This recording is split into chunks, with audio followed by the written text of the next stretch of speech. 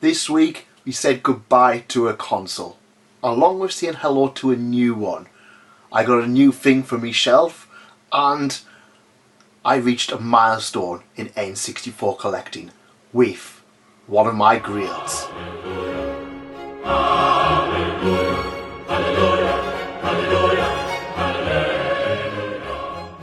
Welcome back to Cuppaquest, where my quest is to collect more video games, and today I have picked up a number of titles, including a new console, and we all know which console that was.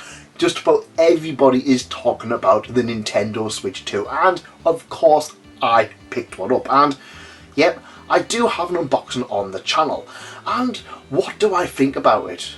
Well, honestly, it's kind of what you expect. It's an upgrade to the Nintendo Switch. It does everything that the Nintendo Switch does, but more faster and more powerful. And it's nice to see that a lot of the games that you had on the Nintendo Switch are getting some kind of free boosts or run that little bit better. It's always nice to see those games where people were complaining about them not working properly, but now they kind of run fine. It's nice. I've been playing a little bit of Fire Emblem Three Hopes, Fire Emblem Warriors, and yeah, that was a game that was chugging along, but now it's really coming into its own, and I'm really looking forward to setting a few more hours into it. Of course, the big game this week was Mario Kart World, and yeah, I like it. It's fun. Interestingly enough, I never really got on with the Mario Kart 8 Deluxe Edition. The only reason being was that I just kind of, there wasn't anything to unlock. I love unlocking things in games, and it always makes me want to play the game more. This is why I adored Super Smash Bros. For the Nintendo Switch. But Mario Kart World really has brought back that fun, addicting gameplay, along with being able to sit there and just unlock things as you go about, and it's a nice little addition to it. Like 8 Deluxe, just kind of, you had everything apart from, I think it was the different carts that you had to unlock. Yeah, it's different carts, but you get like stamps and stickers and alternative costumes for characters, and there's a few characters to unlock and stuff like that. Yeah, it is what you kind of expect in terms of a Mario Kart game. I wouldn't have paid £75 for a physical edition. I don't think it's genuinely worth that, but it is a really good entry into the Mario Kart world, I suppose, the Mario Kart series, and I am enjoying the open world. And one of the things that people say, oh, it's not exciting or something like that, but I think that they should have renamed it open world to just kind of free drive, because the best thing I'm finding with that is just picking up the game and just going, you know what, we'll just go for a little cruise, we'll have like 20 minutes, we'll just have a drive around, do some P-switches or do some question blocks and stuff like that. We'll do that, and those 20 minutes always end up being about an hour. The other title I picked up was Cyberpunk 2077 on launch day, and yeah, I've had a go of this one, and honestly it looks absolutely fantastic on the Nintendo Switch. This was a title that I do own on the PlayStation 5 and played a little tiny bit of it, but just kind of, I didn't even get past like the tutorial, but yeah, I sank about 4 or 5 hours into it. It's not quite sinking in yet. I'm trying to go in as blind as possible, but I keep finding that I need to keep going back to like the online, like to go online just to kind of refresh myself, because the tutorials in that are not, I think they're slightly confusing in my opinion, but that might just be me. I think it's going to be one that I think the more I play it, the more it's going to sink in. I can just feel that there's some greatness to be had in there, but at this point it just kind of isn't necessarily clicking for me. But yeah, I'm looking forward to sinking a few more hours into this one. It got a physical, I need to play these physical games. The next title is Rune Factory Guardian of Azuma. Now, this is an interesting one because I actually own just about every single Rune Factory game. I think I'm missing the second one, which, if I see it, I think I'm going to pick up at some point.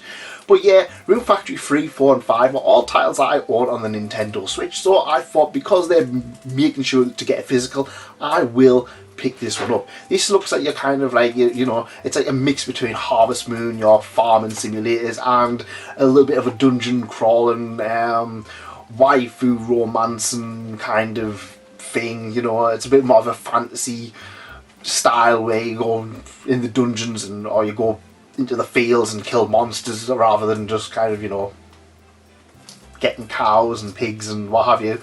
I love these type of games. They're just so relaxing and they are always a little bit of fun. I am looking forward to trying a little bit more of Guardians of Azuma when I get a chance.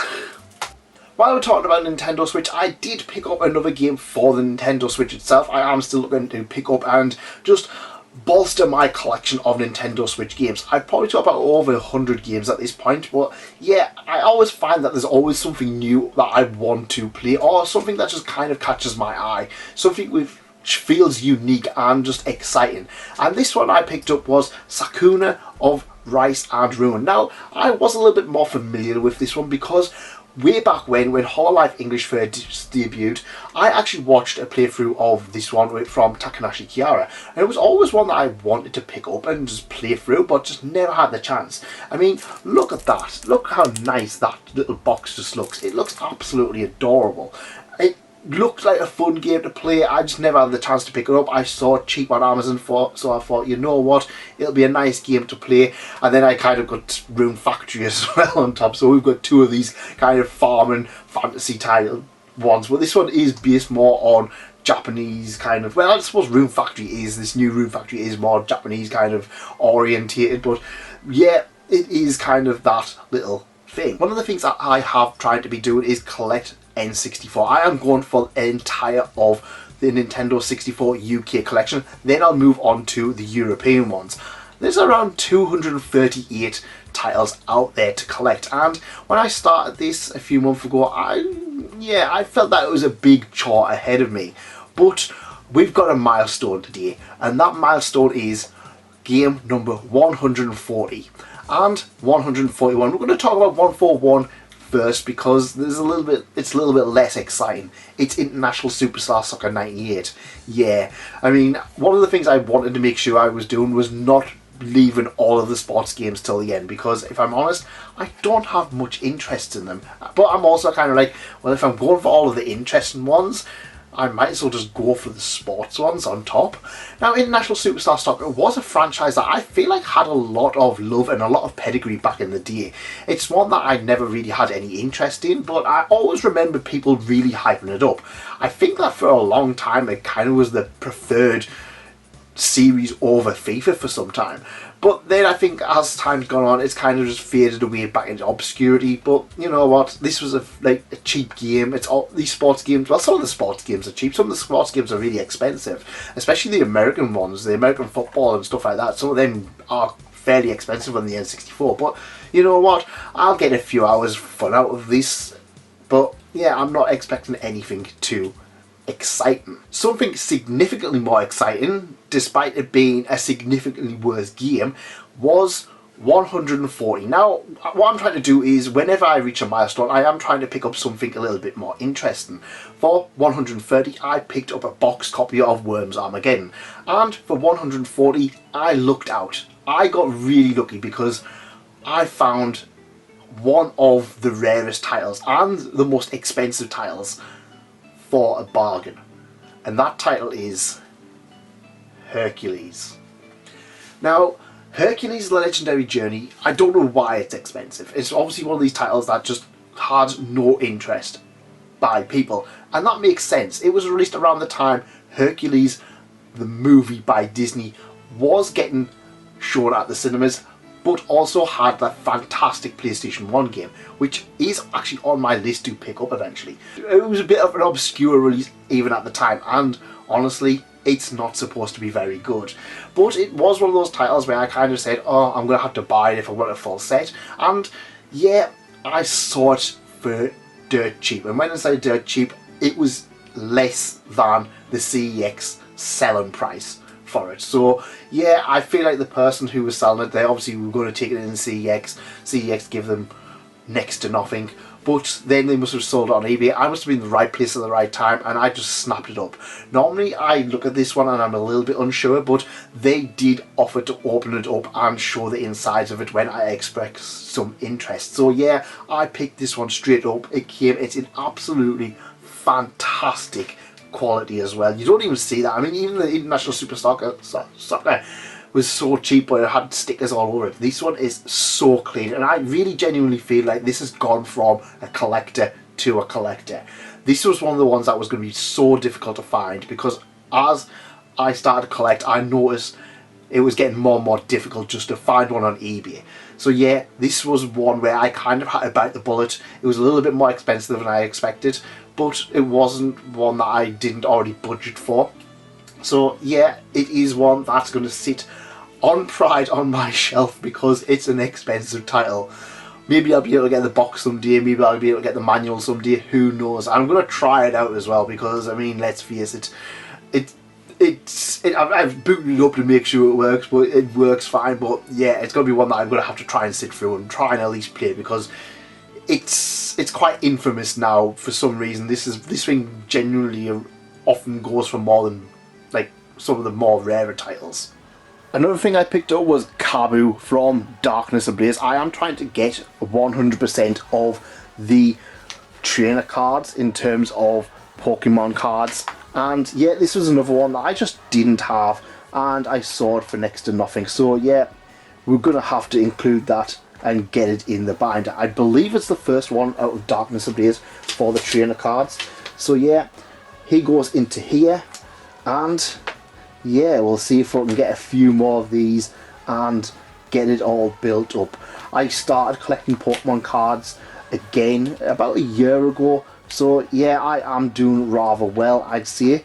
But yeah, there's a lot of gaps there, and we need to get that thing sorted.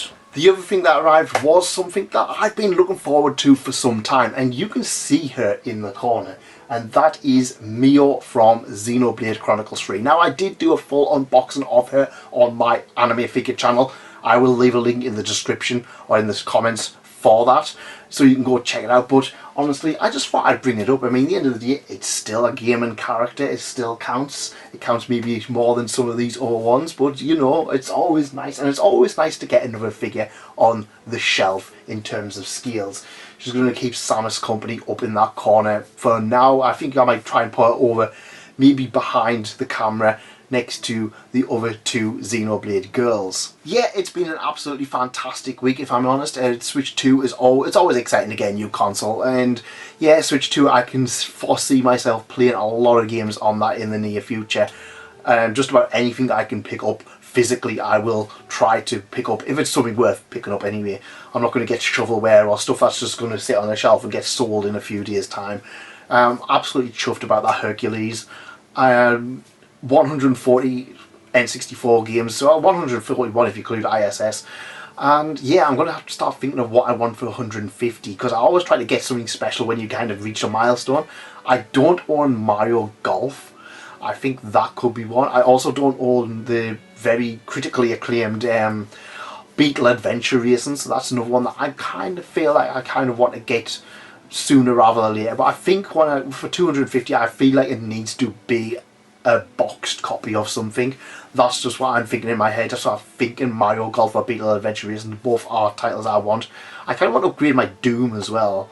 I'm getting really into Doom, so yeah, it's a franchise. I've only played like the original ones. I never played like Doom 2016 or Doom Eternal or the new Doom. So they are titles that I am going to be looking for in the future whenever I go out and about to pick up them at some point. I want the Switch ones, but I think the Switch ones are quite hard to get. But yeah, we'll see how that goes. I want to get a box copy of Doom N64 as well. But yeah, I am looking forward to seeing where all of that goes. So what have you guys been picking up this week? Let me know in the comments, and if you like this, leave a like, consider subscribing. It really helps out the channel, and it means I can get more content out to you guys, because it's just exciting to talk about games. I'm going to have a few focus games. We're going to talk about a few games in more focus in the near future, so look forward to them. But for now, goodbye.